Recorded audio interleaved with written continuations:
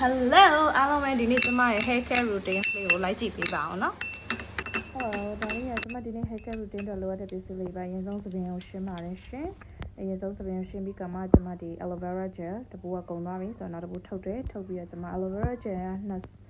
ကspawn နဲ့နှစ်ဆုံးပေါ့နော်။နောက်တစ်ခုကကျတော့ဒီ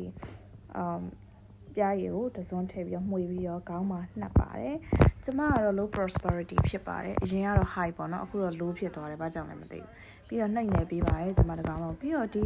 aloe vera gel ကကျမတို့တအိမ်လုံးသုံးပါတယ် CRM မှာဆိုရင်လည်းဒါ moisturizer လိမ်အနေနဲ့ပေါ့ day or night ကိုကျမဆိုရင် day or night ကိုလိမ်နေပေါ့နော်ဒါကတော့ကျမအချောက်စောက်နေရပါတော့ L'Oreal က Lipstick ခရမ်းရင်ရောင်လေးနဲ့ပဲရှော့ပါတယ်သူပေါင်းစင်းနဲ့ပဲပေါင်းပါတယ်ဒီလိုပဲကျမတို့ cycle ရှိလာရင်သပင်ကျရင်အဲ့လိုမျိုးရှောက်စော့နေရယူရိုရောဆော့ဖြစ်လာတာမှန်ပဲလားခေါင်းရှော့ပြီးဆိုတော့ကျမမျက်နှာတက်ပါတယ်ခေါင်းပေါင်းထားနေချိန်မှာမျက်နှာတက်တဲ့ယူချိုးရလောက်လိုက်တယ်ပေါ့နော်မျက်နှာလေးအရင်အောင်ကြည့်လင်သွားတယ်အဲ့ဟာဒီမုတ်မျက်နှာလေးစီကကျမရဲ့ favorite ပြီးသွားပါပြီရှင်အလန်းစီကစမ်းမရီမီလီ hair tonic ကိုထည့်ပေးပါတယ်ရှင်